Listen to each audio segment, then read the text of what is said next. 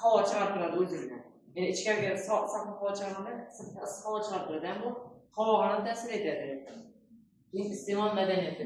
Iste'mol madaniyati ba'zi shaharlarda yaxshi rivojlangan, ba'zilarida rivojlanmagan.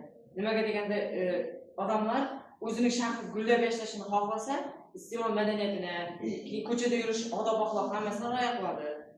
Ular xohlagan joyga o'zining yangi plastik bagajkasi, qog'ozni yoki boshqa narsasini tashlab ketmaydi. Men shahrimga no foyda keltirayotgan deganlar bo'lsa, xohlagan joyini o'zining masalan bir nima desam, salfan paketlari yoki boshqa mahsulotlarni tashlab ketishi mumkin. Undan tashqari infrastrukturalarning kamchiligi. Ular infratuzilmalar ishlab chiqarishda nima deydi?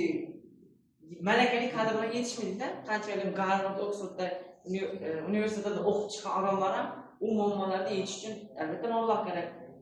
Infrastrukturalarga yetish uchun birinchi navbatda mablag' kerak, keyin malakali kadr kerak. Ularning bir minuslari shu, ya'ni malakali kadrga yetishmaganligi hamda moliyaviy masala. Bundan tashqari ma'lumotlarning yetishmasligi. Muammoning oqibatlari. Bizlarda masalan hozirgi kunda oziqlanib ko'cha madaniyatini rioya qilmasa, xohlagan o'zimizning plastik, qog'oz, salfan paketlarimizni tashlab ketadigan bo'lsa, bizlarda havomiz ifloslanadi birinchidan. Tuproq ham ifloslanadi. Agar u suvga masalan daryo yoki ko'lga tushadigan bo'lsa, daryo ham ko'ldan ifloslaydi. Bundan tashqari sog'liqqa ta'sir nafas yo'llarida ham rak kasalligini olib keladi. Saratonini rak kasalligini olib keladi. Nimaga deganda biz kislorodga to'yib nafas olmasak, o'pkamiz kasallanadi. Keyin iqtisodiy zarar, ya'ni tozalash xarajatlari eng kattasi, keyin turizmga ta'siri. Agar u shaharlarni musorlar, axlatlar to'lib turadigan bo'lsa, o'rga hech kim ya'ni sayohat qilish uchun bormaydi. Nimaga deganda uni havosi birinchidan toza bo'lmaydi, insonlar tozalikka rioya qilmaydi deganlardek, odamlar axlat, ya'ni musor to'lib turgan joylarga hech kim turizm uchun, boshqa narsa uchun bormaydi. Keyin shaharning ko'rinishi buzilib ketishi. Oqibatlar ekologiya ifloslanish, resurslar kamayib ketishi, ijtimoiy bo'lsa sog'liq muammolari. Yechimlar, ya'ni qayta ishlash, recycling. Afzalliklari resurslarni saqlab qolishga yordam beradi. Har xil resurslarni, gaz, neft, shularga o'xshashlarni saqlashga yordam beradi. Elektr orqali foydalansa.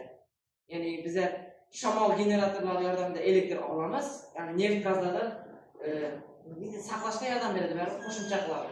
Keyin ifloslanishni kamaytiradi. Keyin kamchiliklari qimmat bo'lishi mumkin, ya'ni ularni sotib olish ba'zi shaharlar uchun yetishmasligi mumkin, moliyaviy darajada qimmat bo'lishi mumkin. Keyin barcha materiallarning masalan qayta ishlanmay qolishi, har xil plastik chiqindilarning qayta ishlanmay qolishi bu bir kamchiliklardan biri. Kompostash, ya'ni tuproqqa mineral o'g'it sifatida foydalanadi. Ya'ni u joy ham talab ko'p emas, masalan, ozroq bo'lsa joy talab qiladi. Keyin u hamma uchun to'g'ri kelavermaydi. Masalan, katta yirik binolarda turadiganlar uchun kompost tayyorlash to'g'ri kelmay qolishi mumkin. Chiqindilarni yoqish, bu chiqindilarni kamaytirish mumkin, energiya ishlab chiqarish mumkin. Bir plyus taraflardan biri davlatni chiqindilarni kamaytirish mumkin, lekin havoni ifloslantirishadi. Ham zaharli hududlar qoladi. Masalan, biz chiqindilarni kamaytirish uchun chiqindilarni yo'qotib olmasak, bizning havomuz ifloslanadi.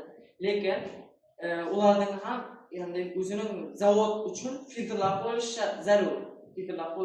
Shunda havoni sog'lig'ini ifloslantirishdan saqlaydi. Taklif etilayotgan yechimlar, ya'ni qonunchilikni takomillashtirish va nazoratni kuchaytirish. Agar biz davlatni nazoratga tiklasak, qonunlarimiz yaxshi bo'lsa, insonlar shu narsaga o'rganishni boshlaydi. Birdaniga emas, asta-sekin o'rganishni boshlaydi. Ya'ni qonunlarga ko'chada xohlagan joyga musor tashlashlikni to'xtatib, sal-sal qonunga takomillashib o'rganishni boshlaydi. Texnologik yangiliklar, ya'ni chiqindilarni qayta ishlash texnologiyalarini boshqa davlatlardan hamkorlik qilib, o'zining davlatining texnologik yangiliklarini, chiqindilarni qayta ishlash texnologiyalarini rivojlantirish mumkin. Ta'lim va targ'ibot, aholini xabardor qilish va odatlarni o'zgartirish. Masalan, har kuni ertalab hech bo'lmasa uyining oldida har xil axlatlarni olish, ko'chada ketib boradigan bo'lsak, axlat qutulariga solib ketishni aholiga, ya'ni yangi rivojlanayotgan yangi zamon avlodlari uchun aytish. targ'ibot qilib, har xil slaydlar ishlab o'rgatish. Xususiy sektor ishtirokchilarini rag'batlantirib berish. Ya'ni investitsiyalarni jalb qilish. Agar biz davlatimiz uchun investitsiyani qilib, zavodlar uchun, kompaniyalar uchun pul tikadigan bo'lsak, u baribir davlat uchun baribir yordam bo'ladi. Xulosamiz, Nyu-Yorkdagi vaziyat. Chiqindilarning hajmi hozirgi kunda ko'p. Taklif etilayotgan yechimlardan biri ularni kamaytirish uchun har xil davlatlardan o'rganib olib borish, boshqa davlatlarga, Pekin bilan boshqa davlatlardan o'rganib olib borish. Oqibatlari salbiy oqibatlar. Bu davlatning birinchi ko'rkamligi buziladi, havosi yomonlashadi. Keyin turizm bo'yicha insonlar davlat uchun Nyu-Yorkka tashrif buyurish kamayadi. Buning uchun odatlar yangi zamon odamlari, ya'ni bolalar uchun shu narsani targ'ibot qilish. Yechimlar mavjud, lekin yetarli emas. Nimaga deganda hozirgi kunda aytganimizdek, malakali kadrlar soni kam, ularni targ'ib qiluvchilar ham kam. Endi kam deyolmaymiz, bor. Shu malakali kadrlarni yetishtirib, davlat uchun hammasini davlat uchun qilish kerakligini ularning miyasiga singdirish kerak. Yangi texnologiyalar va qayta ishlash. Ularda ya'ni bolalarga targ'ibot qilganimizdan keyin iloji bo'lsa modellashtirish yoki boshqa usullarni taklif qilishni so'rash kerak har xil. Nyu-Yorkda chiqindilar muammosini hal qilish uchun kompleks yechimlardan biri.